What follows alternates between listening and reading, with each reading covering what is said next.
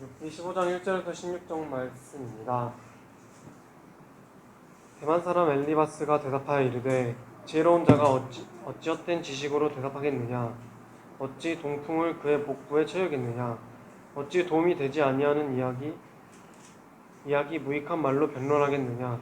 참으로 네가 하나님 경외하는 일을 그만두어야 하나님 앞에 목도하기를 그치게 하는구나. 내 죄악이 내 입을 가르치나니 내가 간사한 자의 혀를 좋아하는구나. 너를 정죄한 것은 내가 아니요 내 입이라.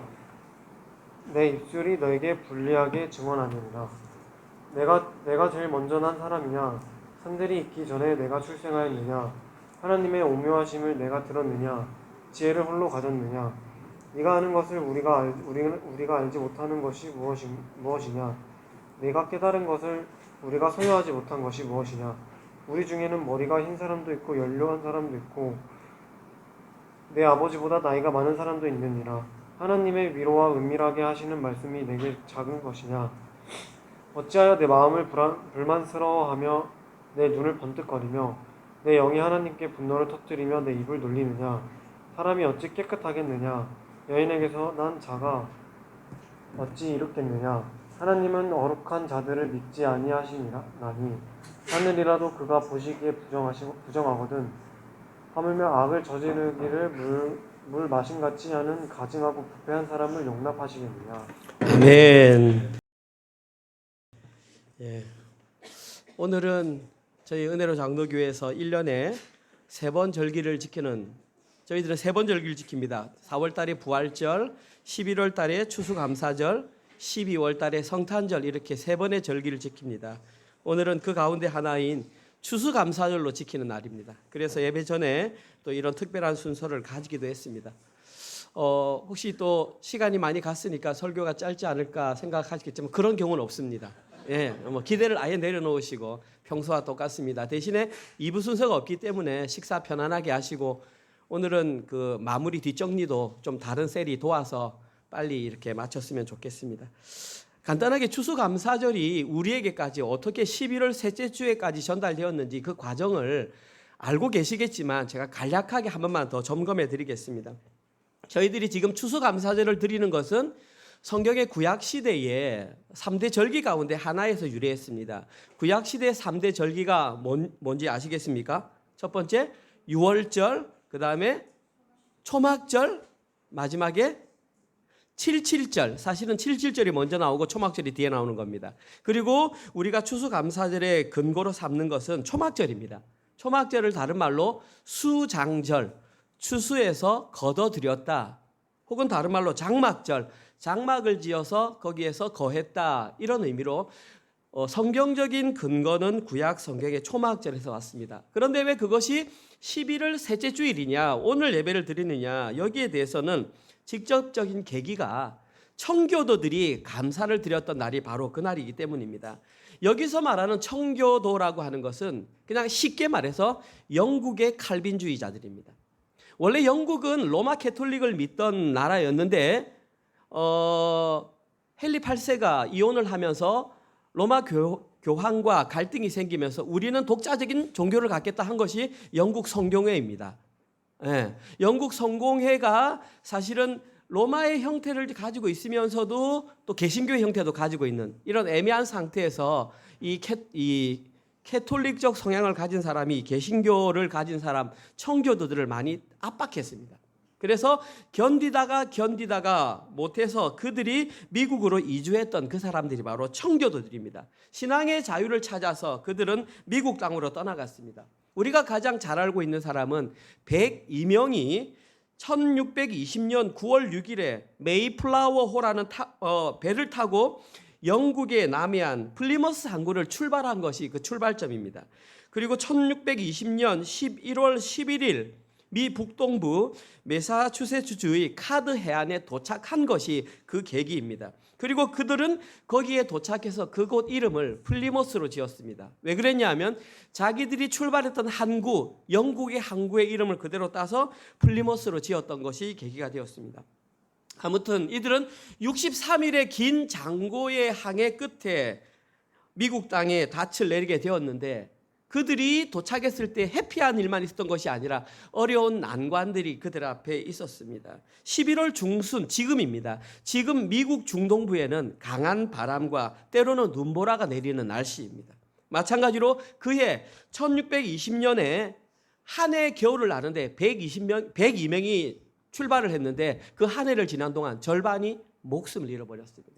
남는 사람들이 대략 50여 명밖에 남지 못했습니다. 그런데 그 생존한 사람들 가운데에서도 대부분이 추위와 질병으로 인해서 이런 일을 할 수 없을 지경에, 아픈 지경에 이르렀습니다. 불과 찾아보니까 일을 할 수 있는 사람은 6명에서 7명밖에 안 되었습니다. 그래서 6명에서 7명에 이르는 사람들이 땔감을 마련하고 침실을 만들고 병자들을 간호하며 돌아다니는 칠면조와 사슴을 사냥해서 나머지 동료들을 먹이기 시작했습니다. 그리고 따뜻한 봄날이 찾아오자 생존한 청교도들은 땅을 개간하고 씨를 뿌려 거기에 농사를 지어서 그해 가을 첫 수확을 해서 그 첫 수확의 기쁨을 하나님께 올려드린 것이 추수감사절의 유래라고 우리는 그렇게 알고 있습니다. 이때가 1621년 가을에 첫 수확을 거두어 하나님께 예배를 드린 그것이 바로 지금 우리가 드리고 있는 추수감사절의 유래다. 우리는 그렇게 알고 있습니다. 저도 지금까지 그렇게 알았는데 한국의 어떤 신학 교수님이 이런 주장을 했습니다. 추수감사절의 유래는 그와는 좀 다르다라는 주장을 했습니다. 그분에 의하면 청교조들은 미국에 도착했을 때에 그 해와 그 이듬해에 큰 수확을 거두지 못했다라고 주장합니다. 왜냐하면 그들은 첫 해에 도착하자 흉년과 식량난으로 엄청나게 고생을 했으며 특별히 영국에서 미국으로 올 때 배를 빌렸는데 그 배를 싹쓸 갚아야 함에도 불구하고 이자가 늘어나서 그것조차 갚지 못하는 심각한 경제난에 시달렸다고 말합니다. 더구나 그 해에 미국 땅에 전염병까지 돌아서 건강도 해치고 날씨도 좋지 않아서 자신들의 전통적인 지금 우리가 가지고 있는 이 개혁적인 이 신앙조차 지키기 힘들었다라고 그렇게 말하면서 그들이 첫 해에 추수감사주를 예배를 드린 것은 풍성한 추수가 있는 가운데 드린 것이 아니라 그러한 어려운 환경 가운데서도 하나님께서 그들을 지켜주실 것을 믿음으로 받아들이고 없는 가운데도 불구하고 감사 예배를 드린 것이 추수감사절의 유래다 그렇게 주장을 합니다. 두 가지 의견이 약간 상반됩니다. 첫 번째 의견은 풍성하게 추수를 해서 감사제를 드렸다. 두 번째 의견은 풍성하게 추수를 못했지만 하나님께서 지켜주실 것을 믿고 감사 예배를 드렸다. 이 두 가지 의견이 대립되고 있습니다. 어떤 것이 사실이든 오늘 설교 말씀을 통해서 이 시대에 하나님으로 백성으로 살아가야 할 저희들은 어떠한 추수감사절을 지키는 것이 성경적으로 올바른 것인가 그 의미를 한번 오늘 설교 말씀을 통해서 함께 찾아보았으면 좋겠습니다. 고민했습니다. 추수감사절 말씀을 다른 말씀으로 대처할까? 그러다가 그냥 욥기로 정했습니다. 왜냐하면 여기서 붕 떠버리면 또 뒤에 지나가는 내용이 연결이 안 되기 때문에 여기서 감사의 제목을 한번 찾아보겠습니다. 오늘 저희들이 함께 나눌 말씀은 욥기서 15장입니다.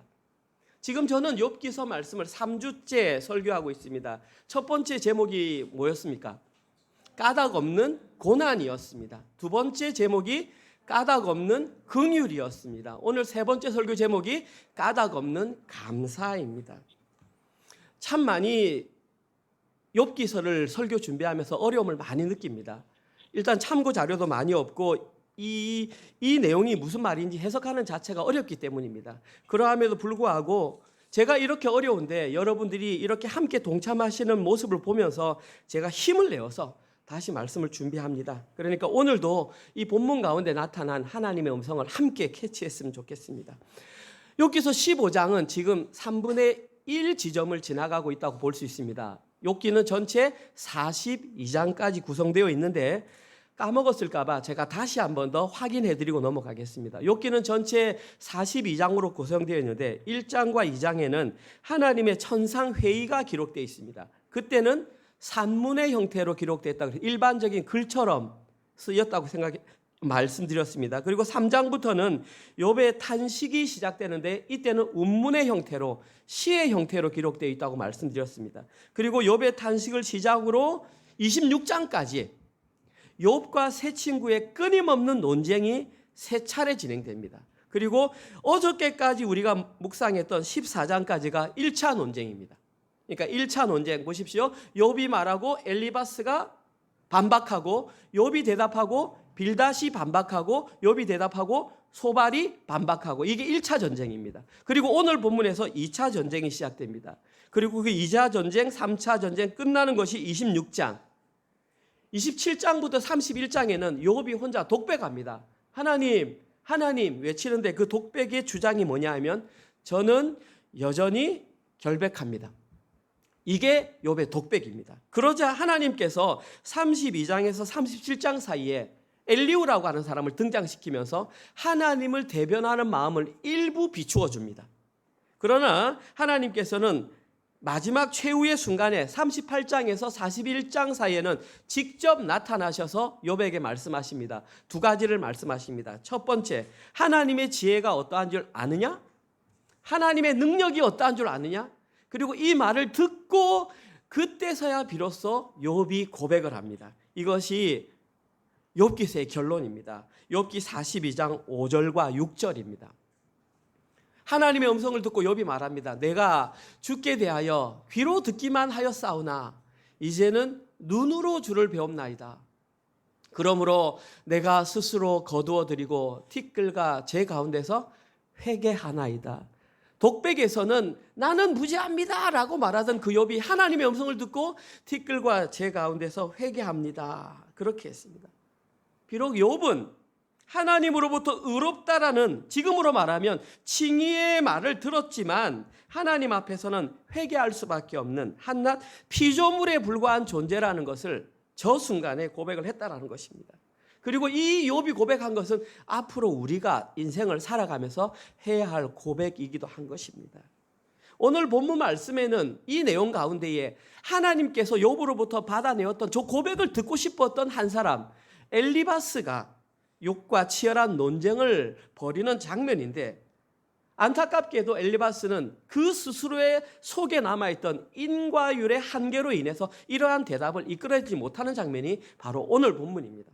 오늘 본문에서 엘리바스는 욥과 논쟁 가운데에 욥이 왜 이렇게 대답할 수밖에 없는지 이 내용에 대해서 논쟁을 합니다.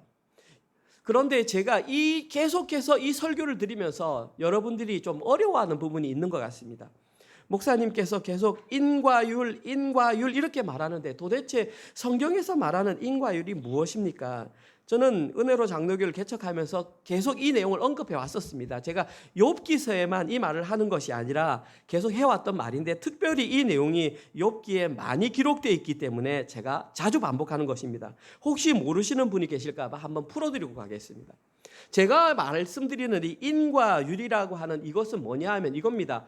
원인이 있으니까 그에 상응하는 결과가 발생한다라는 하나의 법칙입니다. 원인, 결과, 율. 그래서 원인이 있으니까 그게 상응하는 결과가 발생하는 법칙.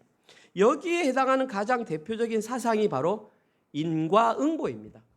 또 다른 말로 말하면 권선징악. 이런 것들이 이 인과율의 가장 대표적인 사상입니다. 일반적인 사회에도 있지만 사실은 이 내용이 교회 안에도 들어와 있습니다. 교회 안에도 생각보다 인과율이 굉장히 많이 들어와 있습니다. 제가 예를 들면 이런 겁니다. 내가 지금 예수를 믿었으니까 하나님은 나에게 좋은 것으로 보상해 주셔야 한다라는 것은 인과율입니다. 조금 더 구체적으로 말씀드리면 내가 금식기도 했고 내가 헌금했고 11조 했고 봉사를 많이 했으니까 하나님께서는 더 많은 것으로 나에게 돌려주어야 한다라는 생각을 가지고 신앙생활하면 그거는 인과율에 의한 신앙생활을 하는 것입니다. 특별히 대한민국에서 1970년대, 80년대에 축복에 관한 설교를 하면서 이런 논리들이 굉장히 많이 근간에 퍼졌습니다. 그리고 이렇게 신앙생활을 하면 그가 어떤 신앙생활, 얼만큼 오래 신앙생활을 했다 할지라도 그는 인과율로 신앙생활을 하는 것입니다. 그러면 질문하죠. 목사님, 인과율로 신앙생활하는 것이 나쁜 것인가요? 저는 말씀드립니다. 인과율 자체가 나쁜 것은 아닙니다. 왜냐하면 구약 성경에 기록된 특별히 신명기적 역사관은 너희들이 순종하면 복을 받고 순종하지 않으면 복을 못 받는다는 내용이기 때문에 그 자체도 인과응보입니다. 그러니까 그 자체를 보고 나쁘다고 말할 수는 없습니다. 다만 율법의 역할이 그의 죄를 밝히는 것이듯이 인과율로만 신앙생활을 하게 되면 복음의 의미를 정확하게 알 수 없다라는 사실입니다. 그래서 제가 자꾸 인과율 말하는 것입니다. 그리고 인과율로만 신앙생활하면 나타나는 한 가지 특징이 있는데, 인과율로 신앙생활 하다가 약간의 문제만 개입되면 본능적으로 나오는 것이 불평과 원망이라는 것입니다. 왜냐하면 원인이 있어야 결과가 나오기 때문에 내가 이 결과를 못 얻었으니까 불평, 불만이 나오는 것입니다. 그런데 성경은 그게 아니라는 사실입니다. 따라서 인과율로 해석된 종교 행위 자체가 나쁜 것은 아니지만 인과율로 신앙생활을 하면 구원과는 별 관계없는 그런 신앙생활을 하게 된다는 사실입니다. 그리고 오늘 본문에서 제가 계속 말씀드리지만 엘리바스가 인과율에 의해서 욥을 공격했기 때문에 그러면은 엘리바스는 구원 못 받은 사람이냐, 그렇게 말할 수는 없습니다. 왜냐하면 마지막 뒤에 보면은 욥기서 결론에 가면 욥이 하나님께 번제를 드리는데 새 친구를 위해서도 번제를 드리는 장면이 나옵니다.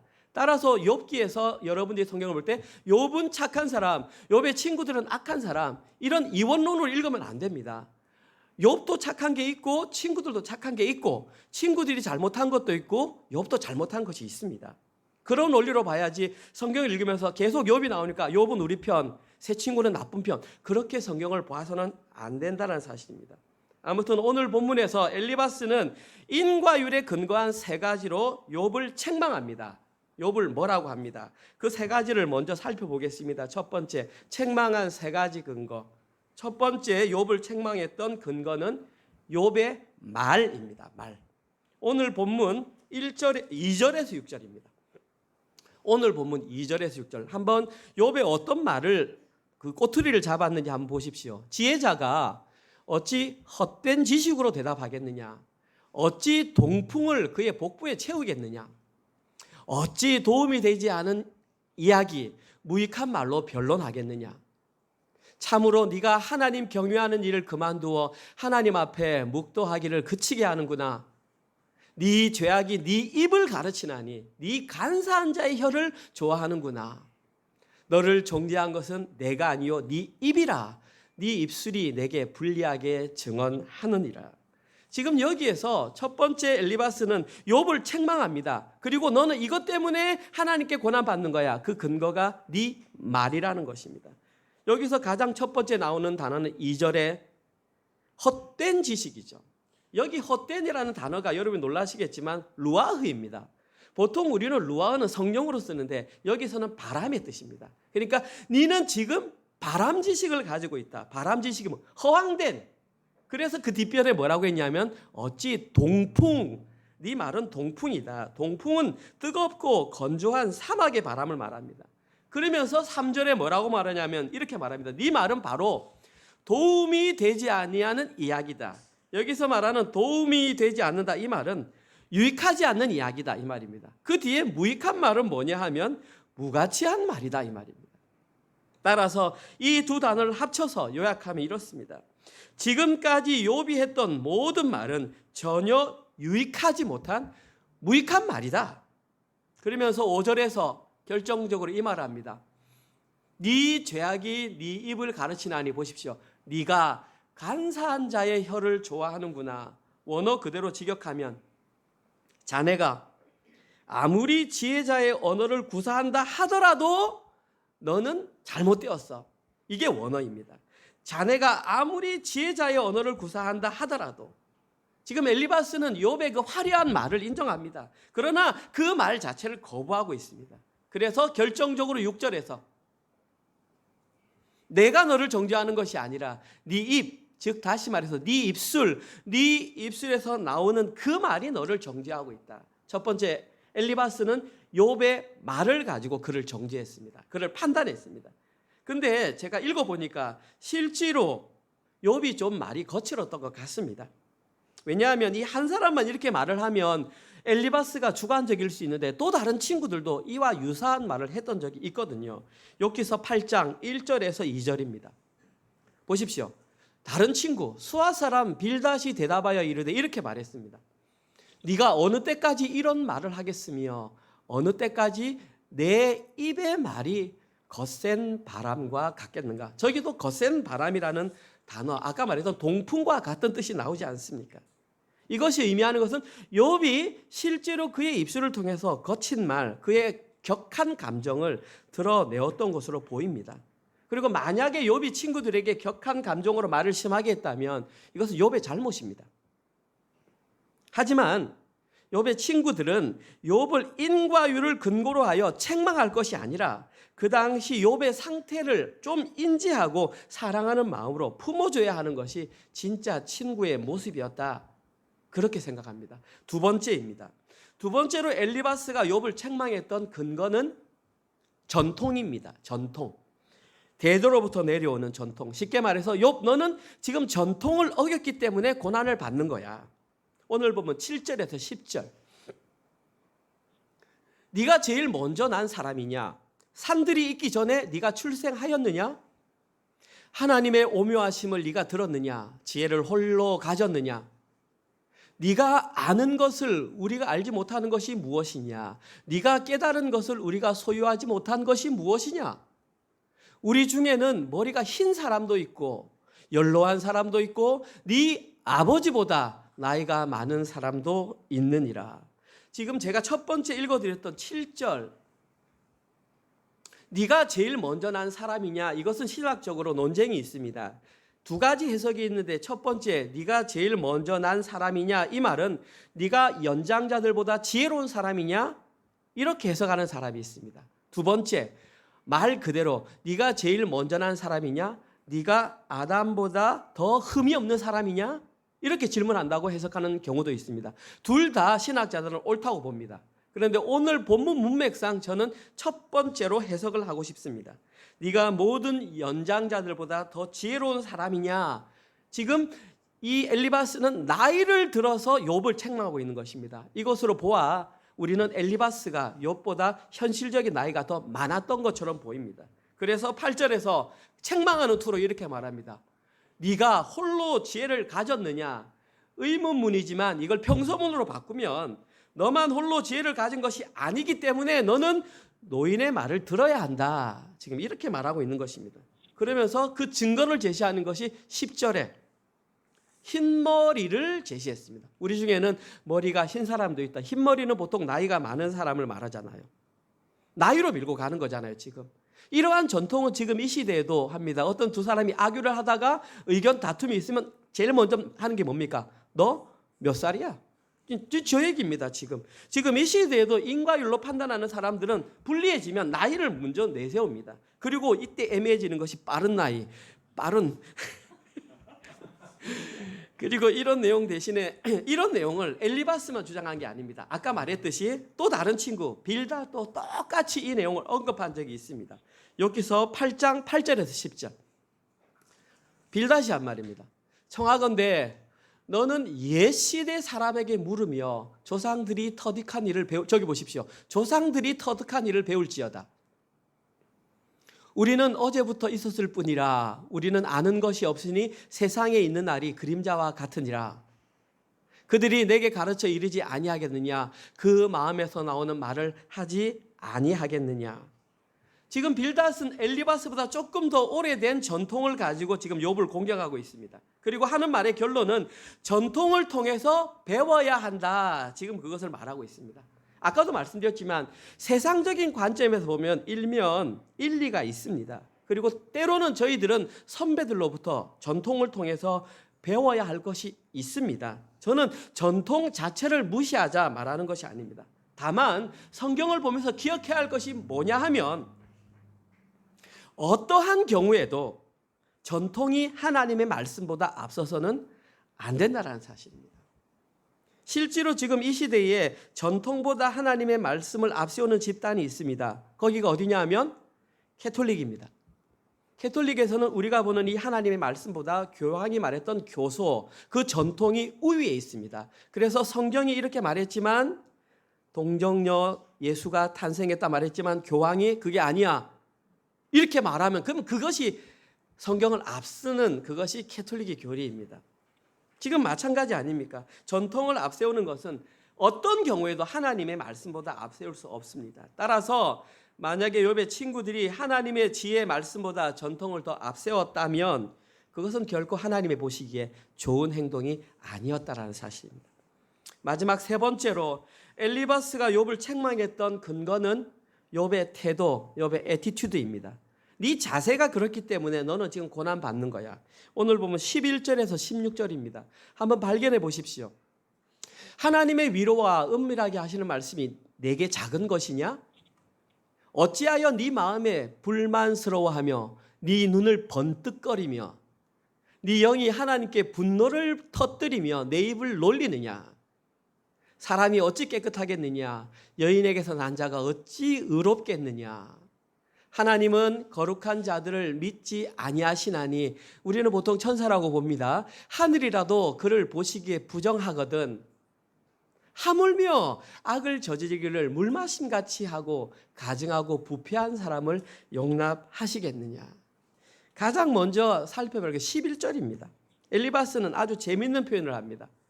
보십시오. 뭐라고 하냐면 내가 말할게 하나님의 위로와 은밀하게 하시는 말씀이 내게 작은 것이냐. 지금 내가 너에게 그리고 두 명의 친구들이 말을 했는데 그것을 뭐라고 표현하냐면 하나님의 위로와 은밀하게 하시는 말씀.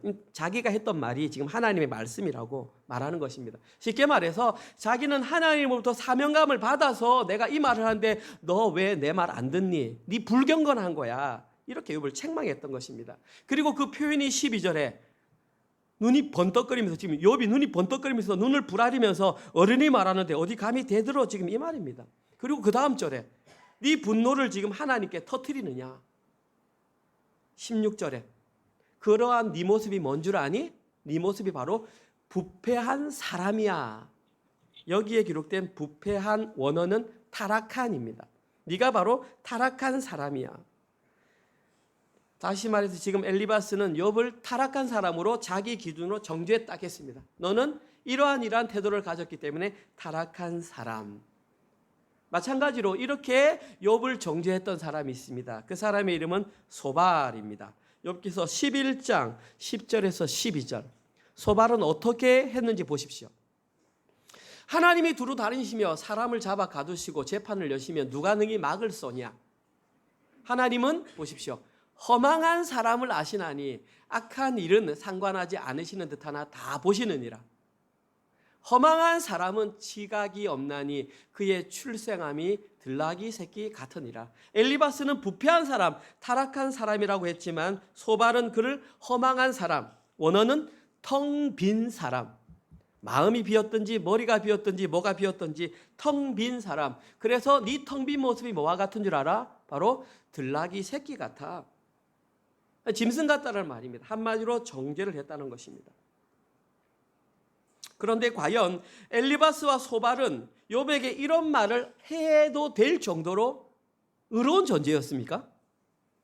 여러분들이 한번 판단해 보십시오. 만약에 엘리바스 소발이 욥을 책망할 정도로 의로운 인물이었다면 결코 오늘 본문에 기록된 이와 같은 말을 함부로 내뱉지 못했을 것입니다. 다시 말해서 함부로 정죄하는 잘못을 행하지 못했다는 사실입니다. 쉽게 말해서 지금 엘리바스와 소발은 자신도 하지 못하면서 말로 뱉어내는 모순적인 행동을 하고 있다는 사실입니다. 따라서 이들은 인과율을 토대로 욥의 태도를 문제 삼아 정죄할 것이 아니라 오히려 욥의 마음을 이해해주고 끝까지 믿어주고 격려해주는 것이 이들의 모습이었던 것입니다. 이들은 여전히 인과율의 지배를 받고 살아가고 있음이 폭로가 되었습니다. 여기까지가 오늘 본문에 기록된 내용입니다. 자, 그런데 오늘 본문을 마무리하기 전에 우리가 반드시 짚고 넘어가야 할 한 가지 중요한 내용이 있습니다. 그 내용이 뭐냐 하면 1번, 2번, 3번 근거로 제시했던 그 모든 내용 가운데 공통적으로 적용되는 한마디가 있습니다. 그 내용이 뭐냐 하면 오늘 본문 1절입니다. 오늘 본문 1절 한번 보십시오. 대만 사람 엘리바스가 대답하여 이르되 한글로는 굉장히 간단하게 되어 있습니다. 그런데 저기서 대답하여라고 하는 것도 동사고 이르되 저것도 동사입니다. 그런데 저 앞에 와우라고 하는 그리고 즉시라고 하는 전치사가 각각 붙어 있습니다. 그래서 이걸 원어 그대로 직역하면 이렇게 해야 됩니다. 그리고 즉시 대만 사람 엘리바스가 목소리 높여 대답했다. 끊어야 됩니다. 그리고 즉시 말하였다. 지금 한 문장 안에 즉시 대답했다, 즉시 말했다. 이 내용이 두 번이나 반복해서 기록됐다는 것은 지금 엘리바스의 마음이 욥의 잘못을 드러내기에 완전히 혈안이 되어 있다. 집착하고 있다. 지금 그 사실을 우리는 느낄 수 있습니다. 한글로는 잘 모르지만.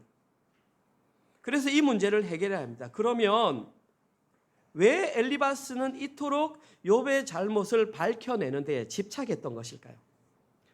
욥의 잘못에 집착한 두 가지 이유, 오늘 두 번째 대지입니다. 왜 엘리바스는 이와 같이 욥의 잘못을 밝혀내는 데에 집착했을까요? 저는 여기에 대해서 두 가지 이유를 한번 생각해 보았습니다. 첫 번째, 이렇게 집착했던 이유는 표면적인 이유 때문입니다. 실제로 욥에게도 잘못이 있었기 때문입니다. 그러니까 자기들도 사람이지만 사람의 입장에서 욥을 봤을 때에 욥에게 잘못이 있는 게 분명한데 계속해서 나는 무죄하다 계속 말하니까 열이 받은 겁니다. 그래서 그의 잘못을 밝혀내기 위해서 집착할 수 있다. 자기는 계속해서 까닭 없는 고난을 받고 있기 때문에 나는 무죄하다. 마지막 독백하는 순간까지도 자신은 무죄하다라고 말했습니다. 근데 실제로 욥기서에는 욥이 어떠한 잘못을 했다 이런 내용이 기록되어 있지 않습니다. 그러니까 욥은 그렇게 주장할 만한 근거가 있습니다. 그러니까 지금 이 욥기가 어려운 거죠. 욥은 잘못도 안 했는데 고난 받으니까 말하는 거고 옆에 친구들은 미치겠는 거죠. 그게 욥이 지금 어려운 거죠. 근데 중요한 것은 뭐냐 하면 우리가 결론을 보아서 알지만 그러나 비록 욥이 하나님으로부터 의롭다는 칭함을 받은 의인이지만 상태적인 면에서는 아직까지 죄를 지을 수밖에 없는 연약한 사람이라는 것입니다. 우리랑 똑같습니다. 우리가 칭의를 받아서 구원받은 백성이지만 여전히 우리는 상태적인 면에서 죄를 지을 수밖에 없는 연약한 존재라는 사실입니다.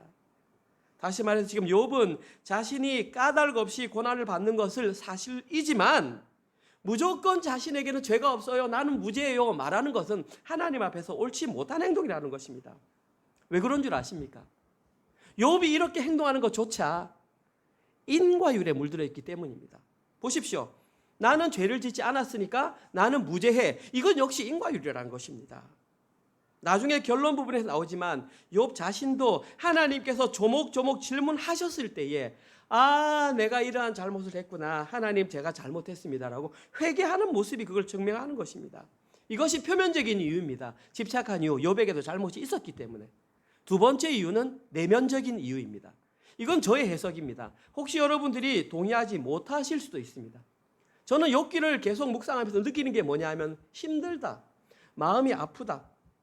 왜 이렇게 하나님께서는 인간의 부패성을 자꾸 드러내시는가 이 마음이 들었습니다. 욥기서는 감추어진 인간의 부패성을 철저하게 드러내는 성경입니다.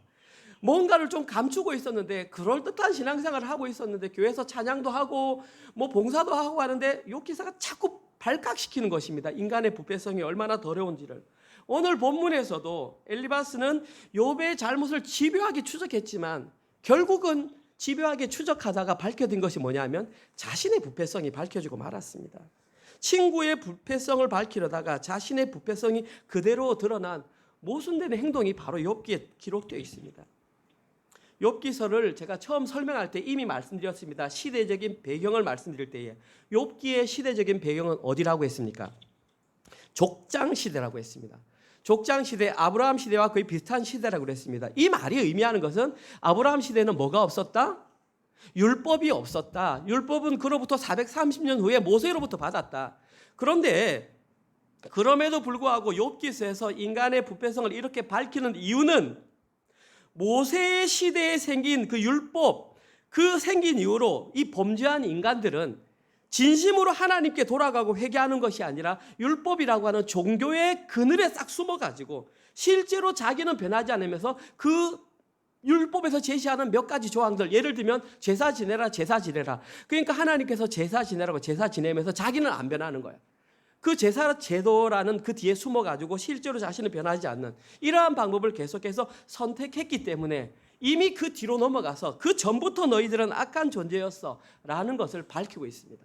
하나님께서 결정적으로 밝힌 계기가 뭐였냐면 저는 그것이 1517년 루터를 통한 종교개혁이라고 생각합니다. 종교개혁을 통해서 너희들이 얼마나 잘못된 신앙생활을 하고 있는지 한번 발칵 뒤집어 봐. 그래서 로마 캐톨릭이 깨어졌음에도 불구하고 이미 우리는 개혁을 해서 개혁주의 노선을 걷고 있어라고 말하지만 여전히 개혁주의 노선을 걸으면서도 종교라는 그 가려진 뒷면 안에 숨어가지고 이러한 모습을 계속하는 것이 사라지지 않고 있다는 사실입니다. 중요한 것은 하나님은 그러한 종교 뒤에 숨어서 하는 종교 행위에 속으시는 분이 아니라는 사실입니다. 또한 하나님은 사랑하는 저희 자기 백성들이 이러한 부류에 속하지 않도록 하기 위해서 이번에 욥기서를 통해서 너희들이 어떤 존재인지 발기발기 밝히고 계시는 것입니다. 그 종교적인 가면을 벗으라는 것입니다. 이제는 더 이상 숨지 마라. 이제는 그 뒤에 숨지 마라. 이제는 너희들은 정말 밝혀질 때가 되었다. 저희들도 이제는 과감하게 그 종교적 가면을 벗어버려야 합니다. 그리고 그 종교적 가면으로 자신을 포장한 사람이 할 수 있는 최고의 경지가 어디냐 하면 까닭 있는 감사입니다.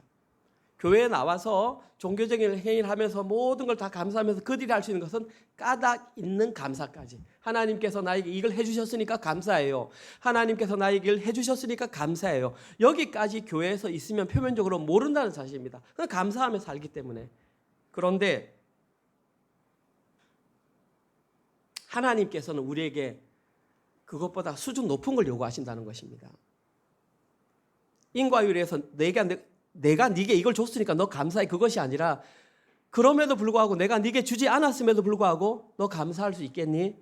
하나님은 지금 우리에게 그걸 요청하십니다. 그런데 그걸 요청하기 위해서는 우리의 종교적인 가면이 벗겨져야 한다는 사실입니다. 맞는 예가 될지 모르겠지만 저는 이 예를 찾아보았습니다. 누가복음 17장 7절에서 10절입니다. 예수님께서 하신 말씀입니다. 참고로 이 말씀은 예수님께서 제자들에게 너희들에게 겨자씨만한 믿음만 있어도 너희들은 하나님 나라에 갈 수 있다라고 말했던 그 예 바로 뒤에 나옵니다. 한번 보십시오.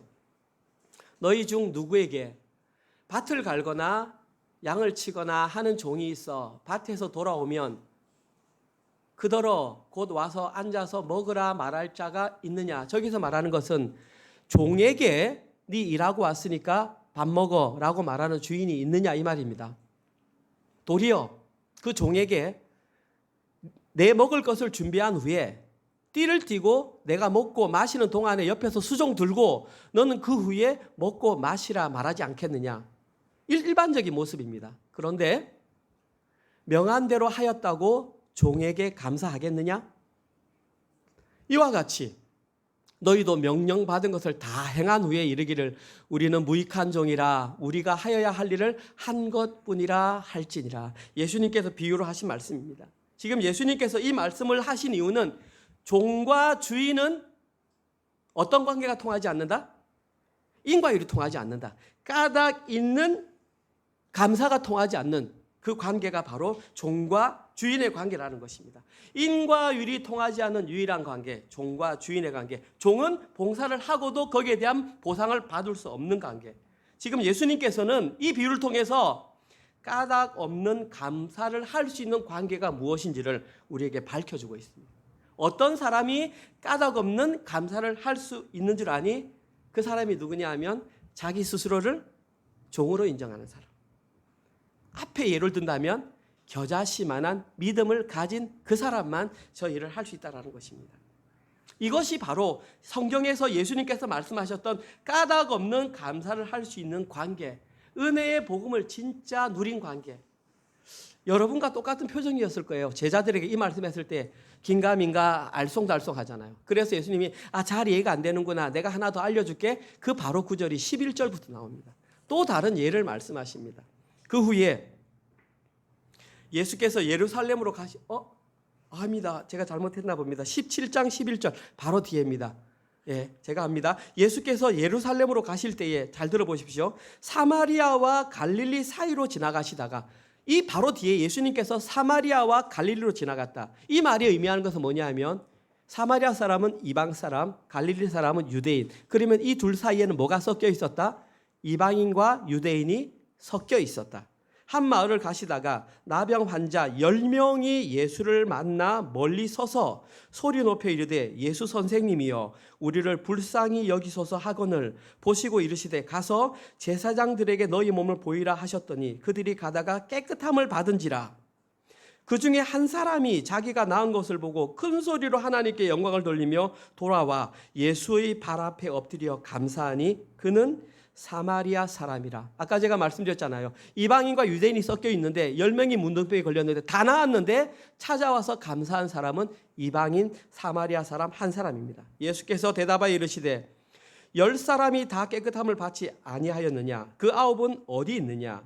이 이방인 외에는 하나님께 영광을 돌리러 온 자가 없느냐 하시고 그에게 이르되 일어나 가라. 네 믿음이 너를 구원하였느니라 하시니라. 아까 거기서 예수님은 지금 어디까지 끌고 오셨냐면 구원까지 끌고 오셨습니다.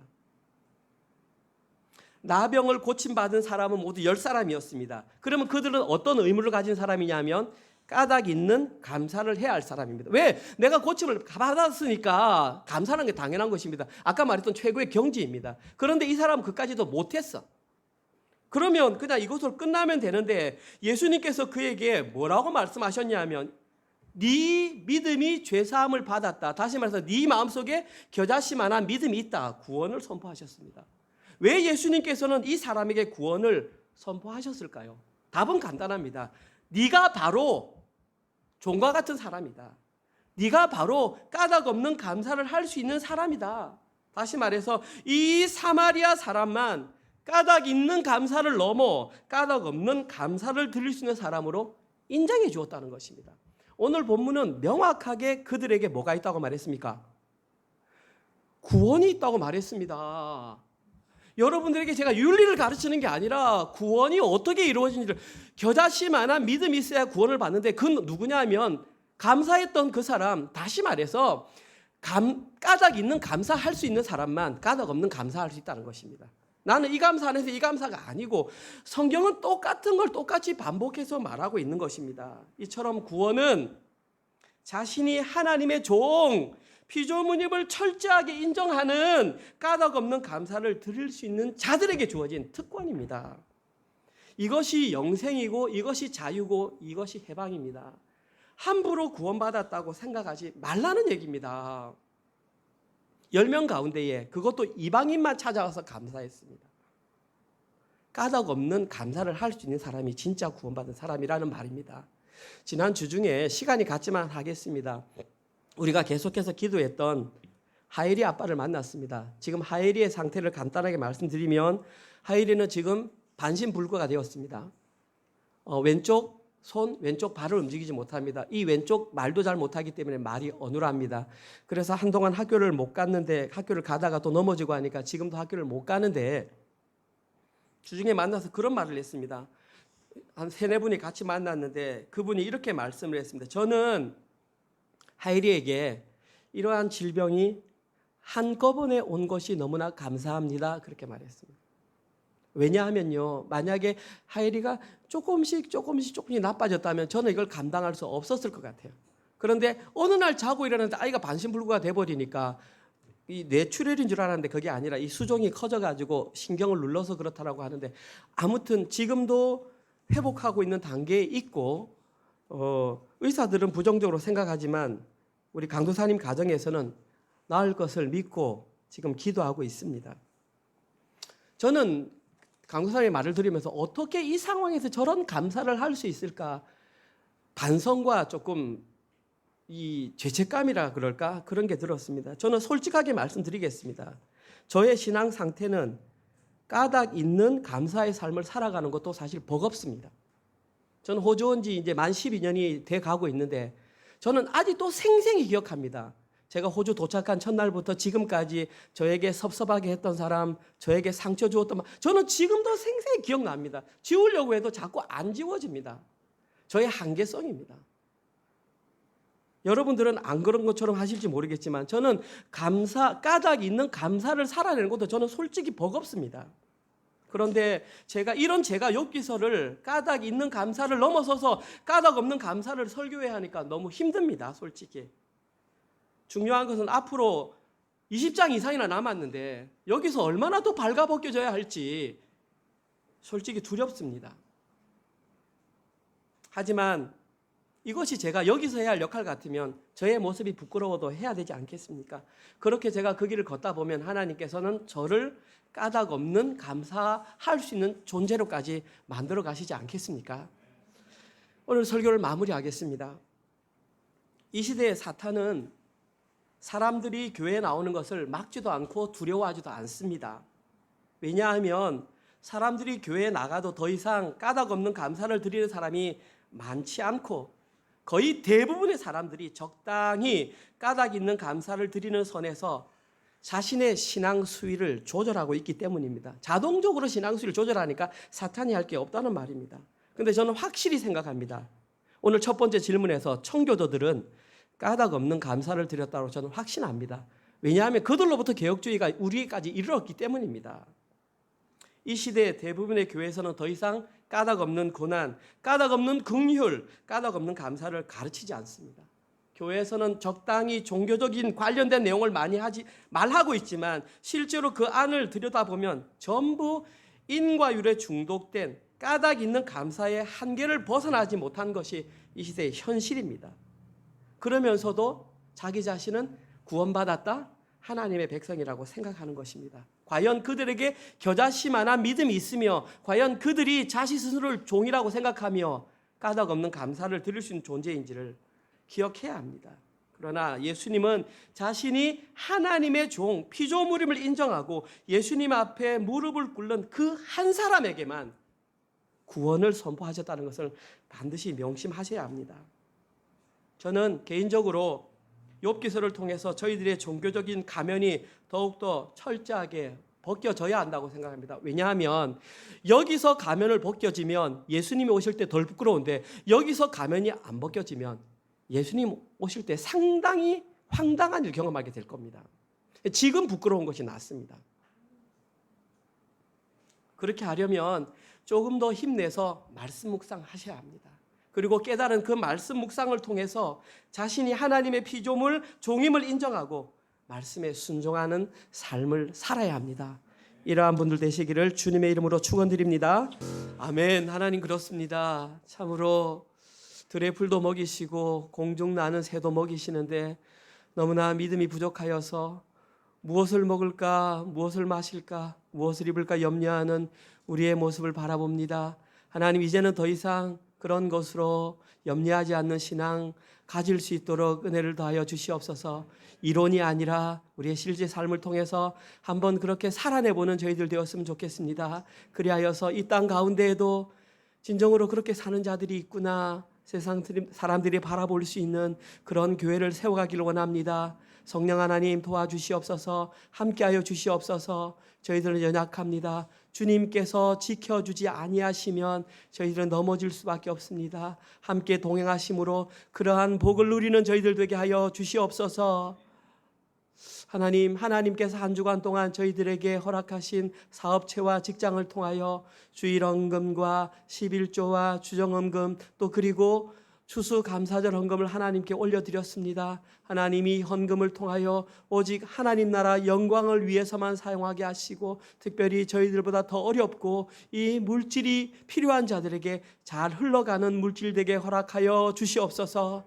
이제는 우리 주 예수 그리스도의 은혜와 하나님의 사랑하심과 성령님의 위로교통 감화 깨닫게 하심이 까닭 있는 감사의 수준을 넘어 까닭 없는 감사까지 나아가기로 결단하는 사랑하는 은혜로 교회 성도들 머리 위에와 지금 이 시간에도 세계 곳곳에 흩어져서 주의 복음을 증거하시는 사랑하시는 선교사님들과 그들의 사역과 그들의 가정과 그들의 자녀들 머리 위에 지금부터 영원토록 함께 있을지어다. 아멘.